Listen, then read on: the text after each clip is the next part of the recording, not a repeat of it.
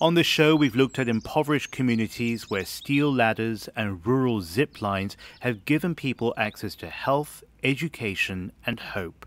Today, I'll tell you about that story in Tibet. Please give a warm welcome for James Chow. I'm James Chow, host of the China Current, with a glimpse into tomorrow's world and stories about the human experience everywhere. Tibet is a region in southwest China, positioned on the largest plateau on Earth, some 4,500 kilometers above ground, and nestled between legendary mountain ranges that connect to the world's highest summits.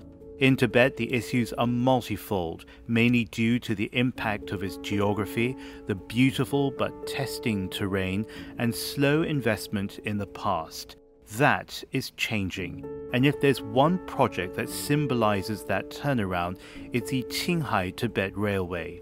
Named for the plateau on which it sits, this is the highest railway in the world, with a track that stretches almost 2,000 kilometers and links to what are traditionally some of the poorest parts of China to megacities including Beijing, Shanghai, Chongqing, and Guangzhou. This is important because the World Bank describes poor transport as one of the leading causes of local and global poverty, where entire societies are allowed to fall behind and miss out on the experience of transformation happening elsewhere. Transport is important anywhere, especially in remote areas separated not only by distance, but also hills, valleys, and other challenging terrain. Without roads and basic services like buses and trains, the people who live in these communities are cut off from opportunities, although in China the emergence of e-commerce and mobile platforms such as WeChat have helped bridge the gaps. So when you think about it, it's amazing what trains can do. They connect us, they enable us to travel, and they transport people, goods, and services along important trade routes. And nowhere is that having more impact than in Tibet and the areas that surround it. Passengers are shuttled between Xining in Qinghai to Lhasa in Tibet. But people are not only radiating outwards, but are also pouring in, bringing in investment, tourism, and consumer spending.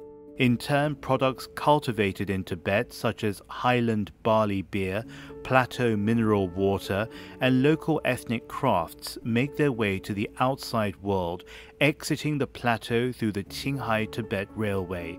And given that it's two-way, commodities once unavailable in Tibet are now coming in by train, driving consumption, but also bringing in new ideas.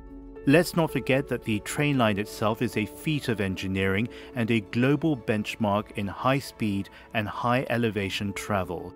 Now work has begun on electrifying over 1,100 kilometers of the track that runs between Golmud, a county-level city shaped by hard winters and warm summers, and Lhasa at one end of the network.